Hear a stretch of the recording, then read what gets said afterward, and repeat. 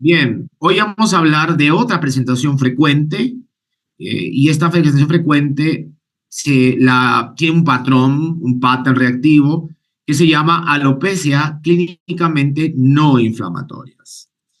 Es importante que cuando pensamos en alopecias clínicamente no inflamatorias, ¿ah? Es cierto que lo asociamos a endocrinopatías. Un gran grupo de estos pacientes van a tener una endocrinopatía, ¿no?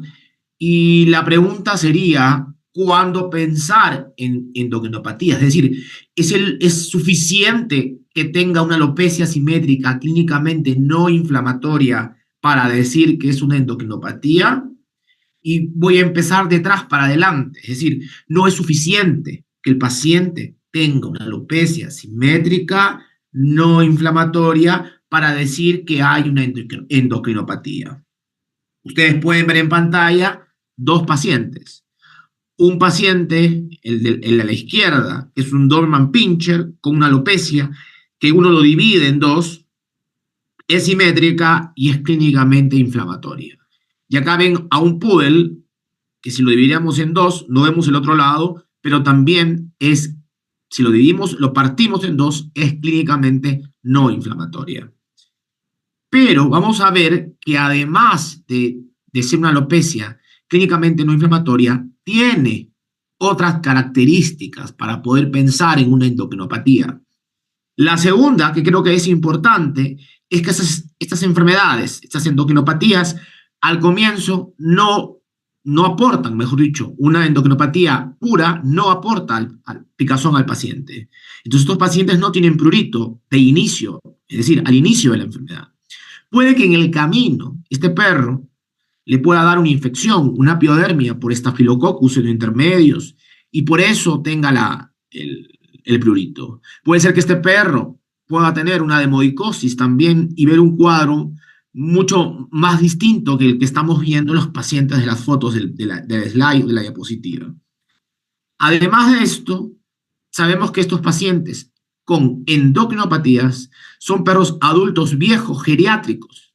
Es decir, es difícil que yo vea un hipotiroidismo, que yo detecte un síndrome de Cushing, un hiperaldocorticismo o un hiperestrogenismo en un paciente de 8, 9, 10 meses, un año, año y medio. Estos son jóvenes, pacientes jóvenes, y en ellos no vamos a tener endocrinopatías. Y por último, también es importante saber que muchas de ellas tienen signos sistémicos, es decir, la repercusión no solamente va a ser dermatológica, sino también sistémica. Y de esto nos vamos a apoyar porque va a ser una clave diagnóstica. Entonces, estos 4 puntos tengo que ver que mi perro presente. 1, alopecia simétrica clínicamente no inflamatoria. Esta es la primera, la principal. 2, que no tenga prurito. 3, que sea un perro adulto viejo geriátrico. Y 4, que tenga signos sistémicos. Mientras más de las 4 el paciente tiene las 4, es decir, 4 de 4, entonces es momento de pensar en endocrinopatías que están repercutiendo en el sistema tegumentario, es decir, en la piel. Si el paciente solo tiene alopecia simétrica clínicamente no inflamatoria, no es suficiente para pensar en endocrinopatías. Mis diagnósticos diferenciales van a aumentar, van a haber muchos más si es que solamente me dejo guiar por alopecia clínicamente no inflamatoria. Ese es el primer mensaje potente de la noche. Ahora, esta alopecia simétrica clínicamente no inflamatoria, hoy en día en dermatología, en los congresos, se habla de endocrine pattern alopecia. Es decir, es un patrón de alopecia endocrina. Pero no quiere decir que sea una endocrinopatía, sino que tiene este patrón que más adelante vamos a describir. Pero acá estamos viendo un paciente, claramente lo partimos en dos, simétrico, no inflamatorio. Habría que preguntar si hay signos sistémicos y habría que preguntar la edad del paciente. Ahora, ¿qué características tenía para poder definir una alopecia clínicamente no inflamatoria simétrica? Primero, ausencia de pelo, parcial o total. Hoy se habla de alopecia parcial, alopecia total, pero hay alguna bibliografía que habla de hipotricosis para pérdida parcial y de alopecia para pérdida total. En los primeros módulos vimos la alopecia inflamatoria, Entonces, este tipo de alopecias, hay inflamación, hay prurito, hay otras lesiones. Acá vamos a ver cosas totalmente diferentes. Entonces, para que sea no inflamatoria, no pueden haber lesiones cutáneas que nos indiquen inflamación. Pápulas, no puede haber, máculas, eritema, y el prurito va a ser bajo o cero. Entonces, no puedo ver una conducta de este paciente que me demuestre el prurito. Por ejemplo, lamido de patas, mordisqueo de patas, frotamiento de cara contra objetos, que el cuerpo se frote también. Entonces, esto voy a valorarlo objetivamente con el PAS, con la escala analógica visual del prurito, y subjetivamente con lo que me dice el tutor. Entonces, para yo poder definir este endocrine pattern alopecia o esta alopecia simétrica, tiene que tener estos tres requisitos. Ahora, ¿qué sucede? Este paciente de arriba tiene un endocrine pattern reactivo. ¿Por qué? Porque tiene una alopecia clínicamente no inflamatoria, simétrica, ausencia de otras lesiones y es un perro de 11 años que tiene signos, lesiones extracutáneas. Porque ya mencioné que no siempre son sistémicas. Cuando no son sistémicas, hay que buscar algo que distinga la enfermedad y van a ver que lo van a encontrar. Y esto vamos a ver más adelante. Pero ahora, este paciente, si yo no lo diagnostico, si no lo trato, ¿qué va a pasar? En la línea del tiempo va a evolucionar y este paciente es 5 meses después. Si yo incluso tengo una foto de este paciente antes, entonces podemos ver que 9 meses antes tenía pelo, muy poco pelo. Entonces hoy es probable que muchos perros no los veamos en estas circunstancias, sino que veamos alopecias no tan agresivas, muy sutiles, porque los dueños ahora, ante cualquier cambio dermatológico, los traen a la consulta. Pero existen otros perros en los cuales no los vamos a ver así, sino peor, como este otro perro de abajo que estoy señalando, y acá ya puede estar asociado a otras lesiones, pero esto sigue siendo el endocrine pattern alopecia. Hay hiperpigmentación, miren acá, más blanco, sin pigmentación. Miren acá, ya hay un proceso de pigmentación. También podemos ver comedones, cilindros foliculares y escamas blanquecinas pobremente adheridas. Estas lesiones también pueden estar acompañadas a la alopecia clínicamente no inflamatoria o lo que estamos denominando endocrine pattern alopecia.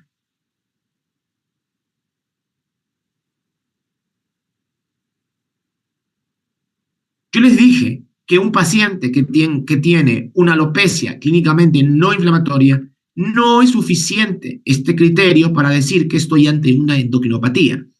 ¿Y por qué?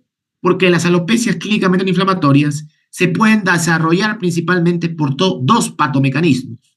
Primero, que exista una alteración del ciclo folicular. En este caso, hay una teleogenización, hay una parada del ciclo folicular, hay algo que inactive al anágeno, ¿no? A los folículos en anágeno. Es decir, hay algo, y generalmente son hormonas, que hacen que se pare el ciclo, que se detenga o que se alargue esa fase de descanso folicular y no se reactive.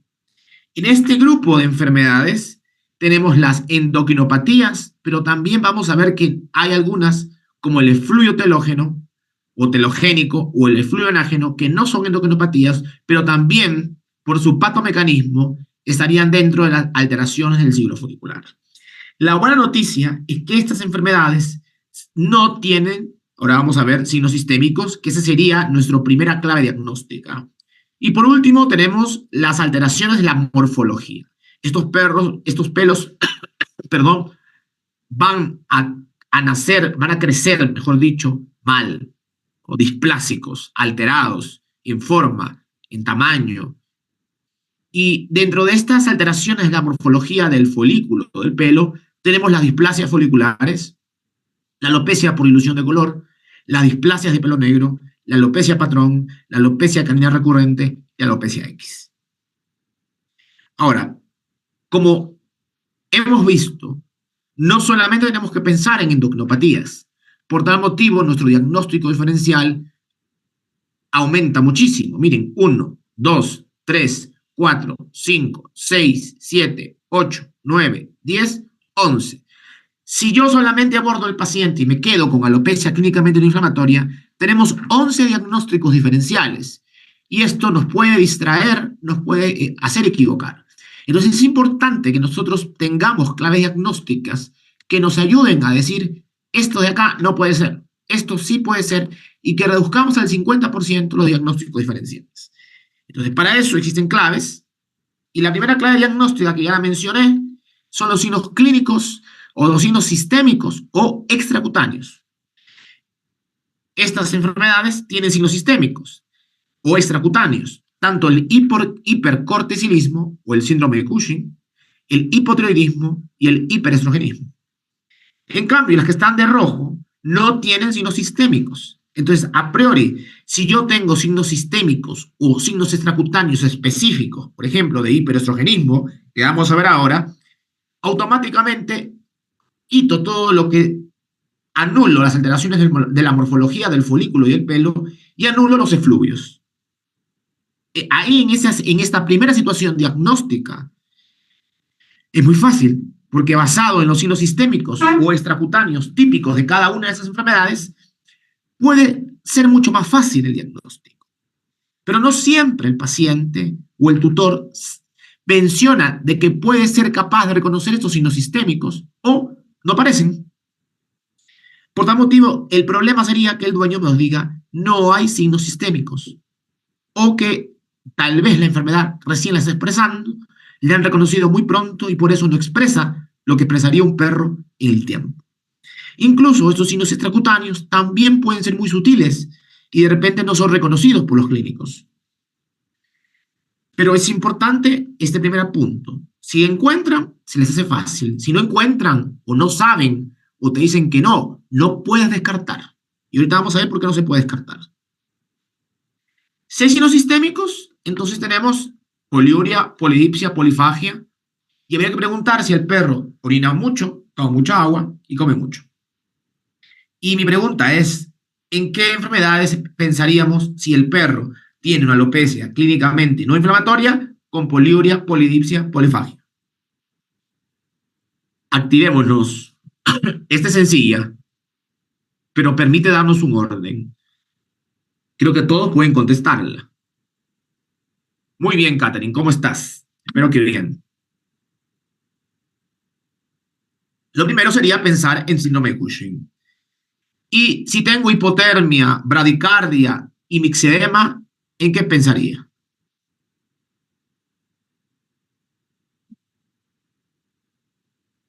En hipotiroidismo. Hasta acá es simple. Tengo signos sistémicos, lo que decía, ¿no? Reconozco todo esto y listo. Checklist, vamos. Ahora vamos a seleccionar las pruebas específicas para diagnosticar hipercorticilismo y las pruebas específicas para diagnosticar hipotiroidismo. ¿Cómo es un mixedema? Pueden ver acá en pantalla esta cara trágica que tienen estos perros, como que no quieren vivir, están deprimidos, tristes, cara triste. Esto va a ser percibido en la consulta. Esta cara trágica no la tiene el síndrome de Cushing, no la tiene el hiperestrogenismo, no la tiene ninguna enfermedad que altera la morfología del folículo y el pelo. Por eso digo, signos sistémicos o extracutáneos específicos de cada enfermedad. Con los años, uno aprende, mejor dicho, a reconocer esta cara de tristeza trágica que es percibida desde el inicio de la consulta, pero también la podemos mirar al momento que el paciente se desenvuelve.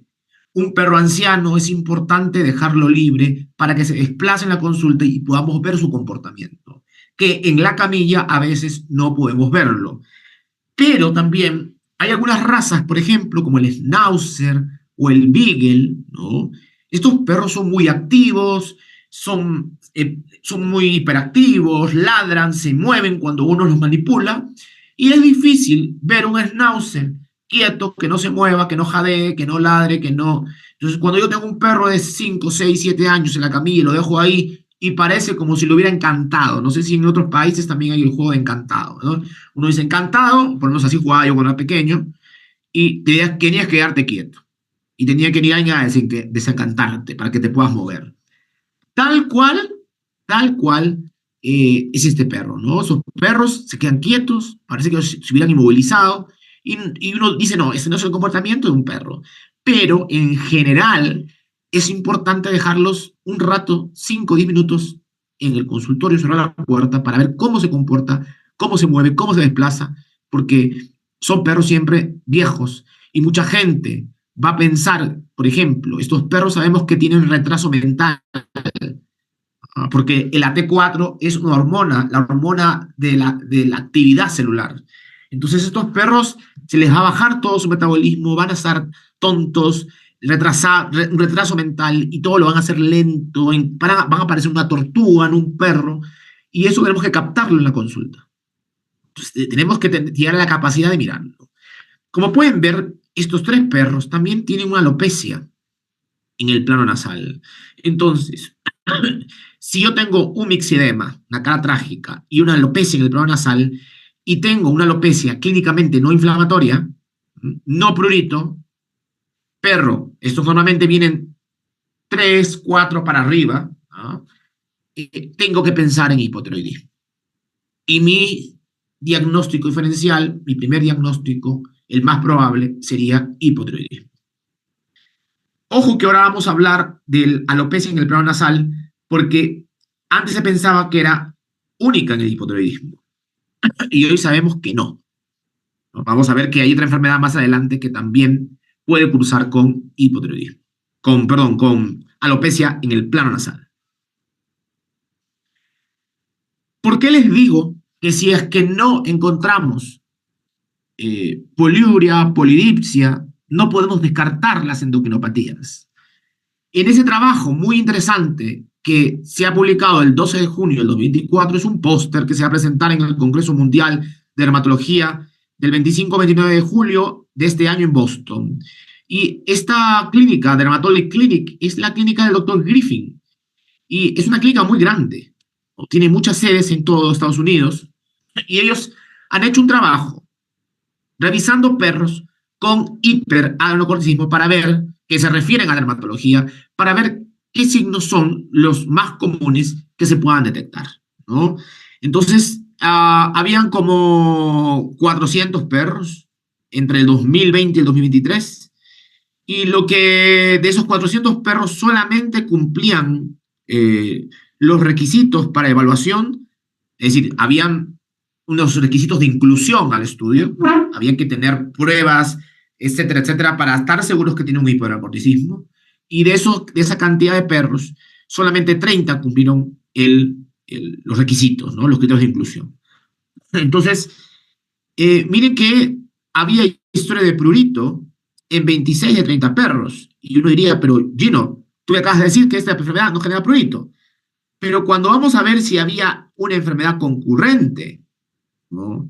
El 85% de perros, no sé si ven se escucha demasiado cortado. A ver,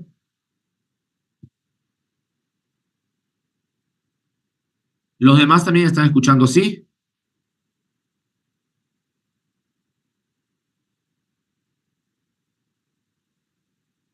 Los demás, uno a ¿Se escucha uno, bien, doctor?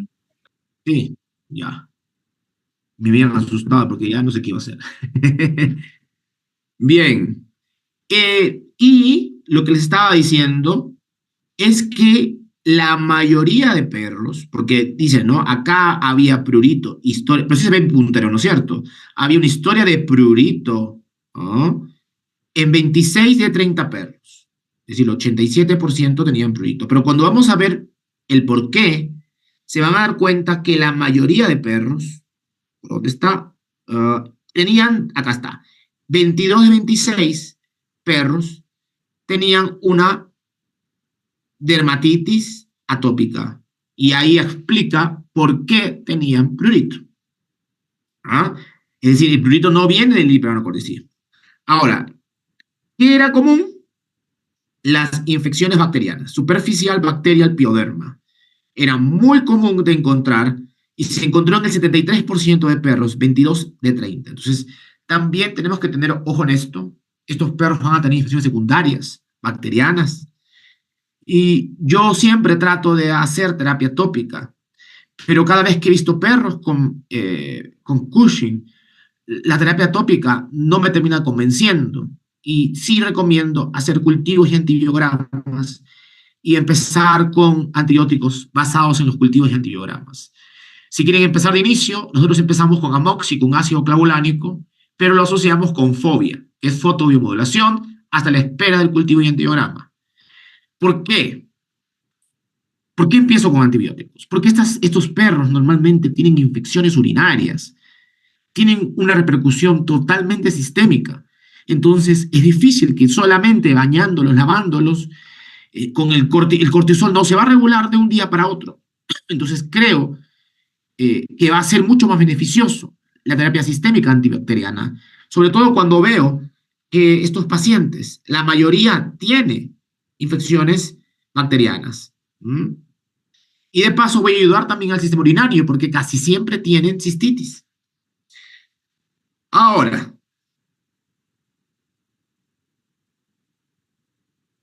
no todos los perros tenían alopecia.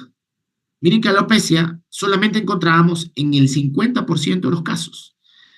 Entonces, es cierto que la clase es alopecia clínicamente no inflamatoria, pero hay que decir también que no todos los perros vienen con este pattern reactivo y vienen con nada de alopecia y solamente vienen con signos sistémicos y ese es otro pedazo que lo va a ver, obviamente, medicina general. ¿Mm? Ahora, a nivel laboratorial, fosfatasa alcalina elevada en 20 de 30. Es decir, tampoco todos se les eleva la fosfatasa alcalina. Y poliuria polidipsia estuvo presente, en 7 de 30 casos, es decir, 23%. Y esto también, por eso lo puse este trabajo, porque les decía, si hay giros sistémicos, bien, porque es muy fácil, pero no siempre es fácil, ya que no todos los perros, por lo menos, porque esto de polidipsia entiendo que está basado en lo que dice el tutor. Acá tampoco dicen si es que miraron densidad urinaria y que de repente cuando densidad urinaria dijeron, ah, no, estos perros están orinando mucho, entonces deben estar tomando agua. No, yo entiendo que están basados en lo que nos dice el tutor. Y hay tutores que realmente no supervisan, no son curiosos y realmente no saben. Entonces, un gran porcentaje de perros no van a tener historia de polidipsia. Entonces, vamos a necesitar otras claves. No va a ser suficiente esta primera clave diagnóstica. ¿Vamos bien? ¿Se entendió esto?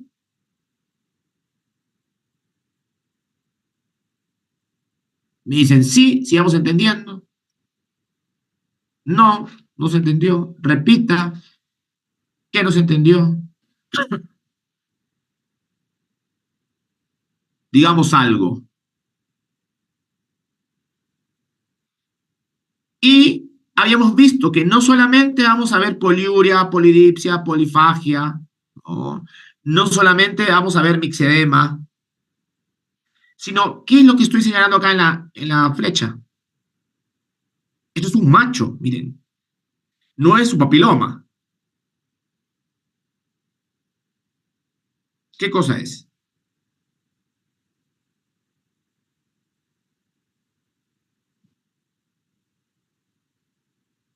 Es, muy bien, es un pezón. Hay ginecomastia.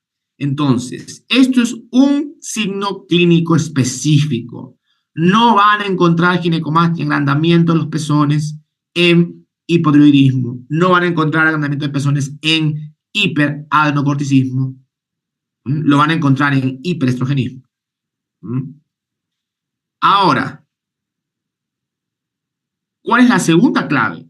Porque ya vimos con el estudio que no es suficiente saber que hay poliuria, polidipsia, polifagia.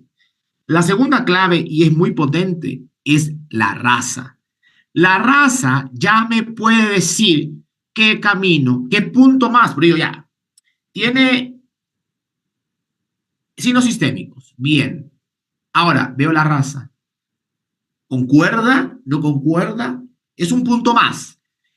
Una clave diagnóstica no es el diagnóstico.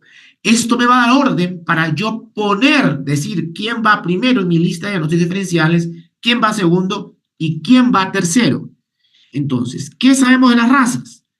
Por ejemplo, que la alopecia X, la raza top es el Pomerania. Y es como que cuando no veo un Pomerania sin alopecia X, digo, este será de repente otra raza. Es como su certificado, su pedigrí, que para ser Pomerania tiene que tener alopecia X. Y esta alopecia X se ha descrito en Pomeranias y en razas nórdicas. Acá voy a hacer un comentario. La doctora Mónica Well, en una revisión muy reciente sobre alopecias clínicamente no inflamatorias, ella dice que hay otras razas que no son nórdicas que también se han descrito o están en la literatura como alopecia X. Y ella piensa que esa denominación de otras razas, donde histopatológicamente dice, no, esto es una alopecia X, no debería llamarse alopecia X, porque esta enfermedad ha sido descrita en un grupo de perros, razas nórdicas, donde hay genes de por medio. Y probablemente estas alopecias en otras razas que siguen el mismo patrón se deberían de llamar alopecia parecida a alopecia X porque deben haber otros genes involucrados. Entonces tenemos las alopecias X y aquellos pacientes que tienen alopecia parecida a la alopecia X. Esto es algo muy nuevo y que realmente todavía no hay un consenso, pero por el momento se llama así. No, no todos los pomeranias. Esto es un chiste mío, no tienen que ser todos los pomeranias. Luego, tenemos la alopecia patrón. Y esta alopecia patrón, por ejemplo, vemos con mucha frecuencia en los Doberman Pinscher, pero también vemos con mucha frecuencia en salchicha, en los tekel y en los chihuahua. Y en general, esta alopecia patrón afecta a los perros de pelo corto. No he visto una alopecia patrón en un paciente de pelo largo, abundante. Luego tenemos la alopecia canina recurrente. Esa alopecia canina recurrente antes se llamaba alopecia cíclica de los flancos y ahora ha cambiado de nombre y se propone que se llame alopecia canina recurrente. ¿Por qué? Parece que acá hay un error. ¿Por qué? Porque nos hemos dado cuenta de que no solamente afecta a los flancos. Un segundo. Que no solamente afecta a los flancos, que puede afectar a otras zonas del cuerpo. Entonces, lo correcto sería llamarla alopecia canina recurrente. Incluso hay formas atípicas que se han descrito de alopecia canina recurrente afectando el plano nasal, pero tienen una histopatología compatible con la famosa o la antes conocida como alopecia clínica cíclica de los flancos o alopecia recurrente de los flancos. Incluso se ha visto una forma atípica de esta alopecia canina recurrente donde realmente no hay alopecia, solamente hay cambios de pigmentación. Estos pacientes, esas lesiones alopécicas aparecen como dibujadas, como si fuese un mapa, muy dibujaditas, de bordes irregulares. Entonces, lo que se ha visto que algunos perros pueden no hacer alopecia, pero sí hacer cambios de pigmentación en el pelo. Pero igual se dibuja esta forma geométrica o geográfica de país, ¿no? Y lo que hace es que no se cae, pero sí hay cambio en consistencia más gruesa y otro color más oscuro. Y cuando se han hecho histopatologías, lo que se ha visto es que esos pacientes son compatibles con alopecia cíclica a los flancos, que hoy se llama alopecia canina recurrente.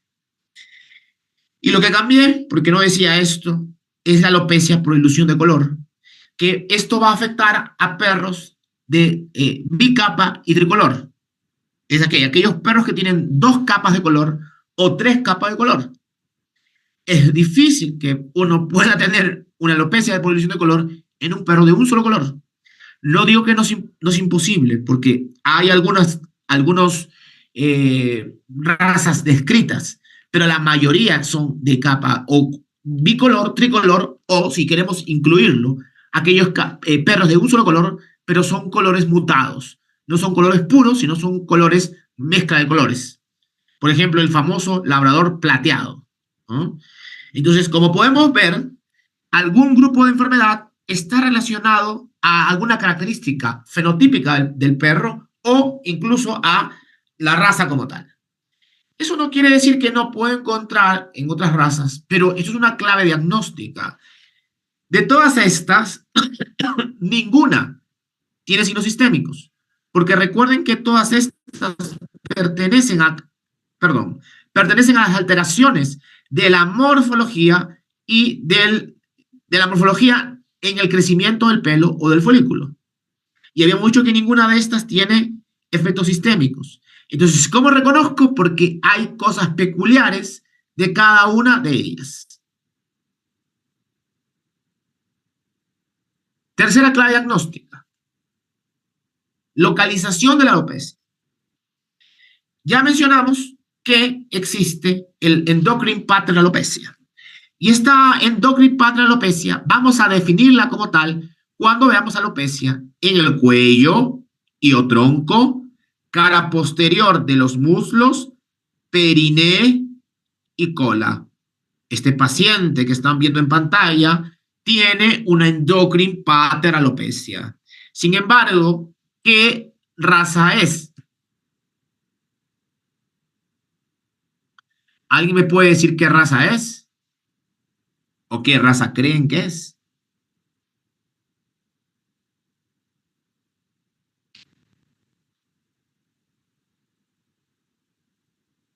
Muy bien, Catherine. Es un pomerania. Entonces, si yo tengo una alopecia en el cuello, en el tronco, cara posterior de los muslos, periné, cola, es un endocrine pattern alopecia. Como es un pomerania, ¿cuál es mi diagnóstico diferencial que debería estar en primer lugar? Alopecia X. Así de simple. ¿No tiene que haber signos sistémicos? No los hay.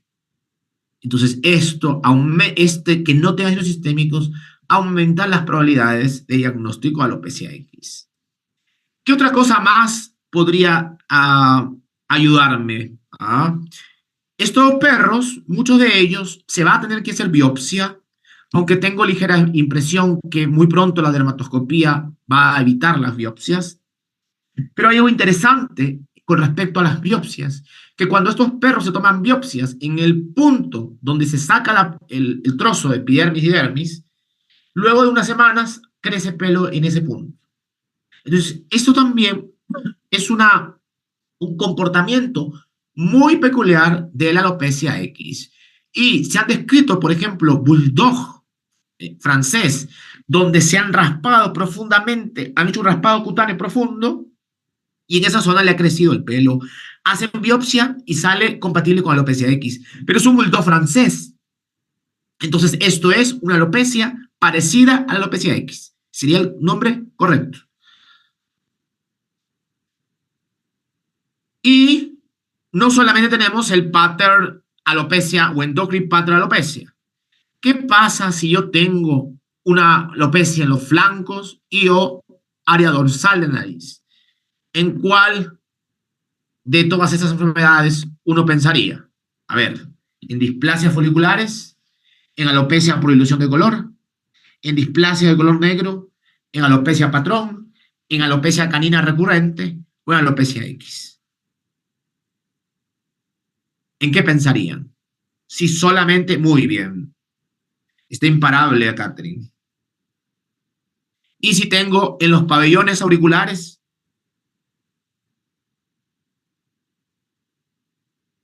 ¿en qué pensaría?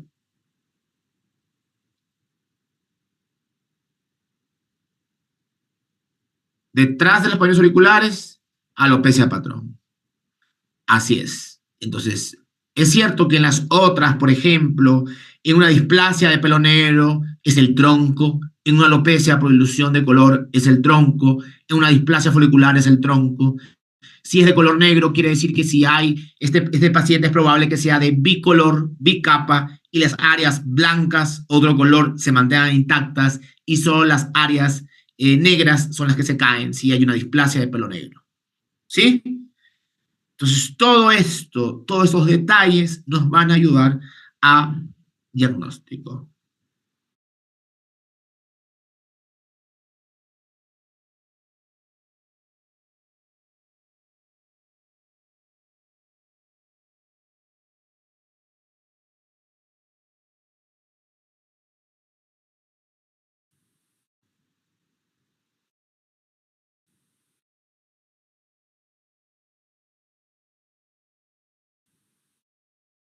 Hacemos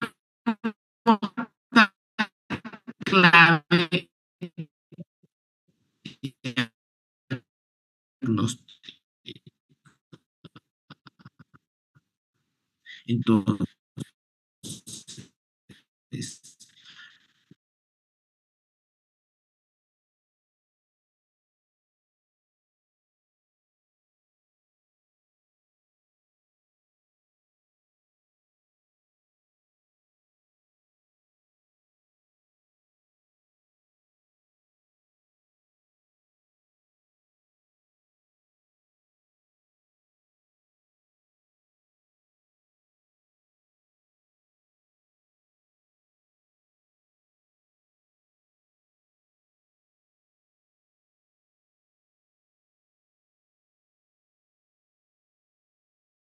es una cuarta.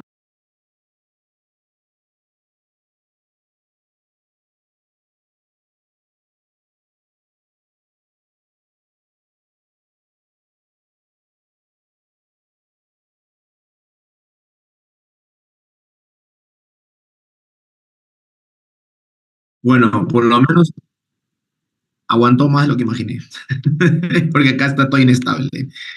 Bien, entonces, vamos a la cuarta clave diagnóstica, creo que acá nos quedamos, ¿no?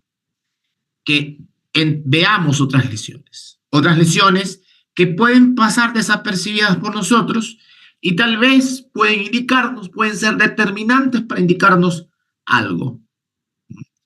Y veamos, vamos a desafiar, vamos a desafiarlos. ¿Qué lesión observan? Si observan una lesión y qué nos dice esa lesión con respecto a lo que podemos sospechar, esto ya es en el examen físico, combinado con todo lo que hemos estado viendo.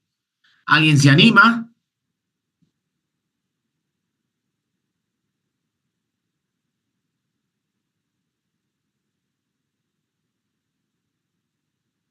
¿Segundos? ¿Voy a dar unos segundos?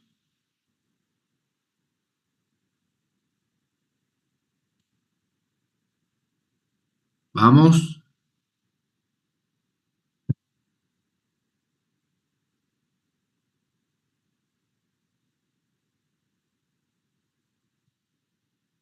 Bien, esta línea que están viendo acá, espero que vean esto de acá. Miren, me avisan si se ve mi puntero. No siempre esta línea es eritematosa. En la literatura está esta línea eritematosa, pero puede ser hiperpigmentada, como están viendo esta línea en el rafe medio del prepucio. Es el prepucio, todos creo que pueden ver, es una línea como si la hubieran dibujado, y esta línea es un marcador sistémico de enfermedad, o mejor dicho, es un marcador cutáneo de enfermedad sistémica.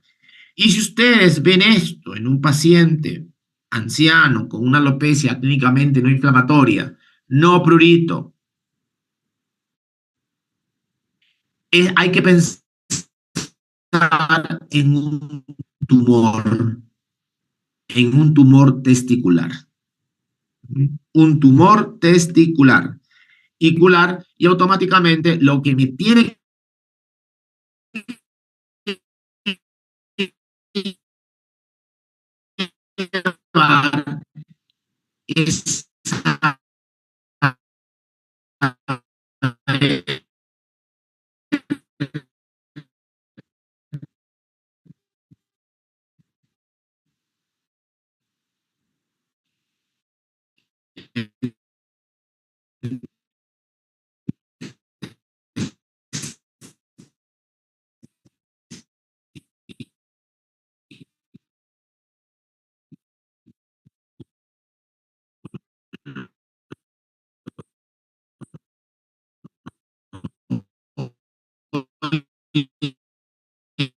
Acá podemos ver que hay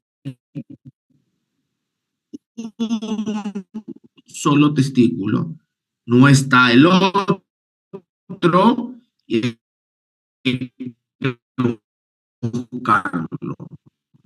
El otro estaba dentro de la cavidad, no No, vivía. Ver, ¿me escuchan? Brevemente, Rafa. no, se te entrecortó todo lo que estabas explicando.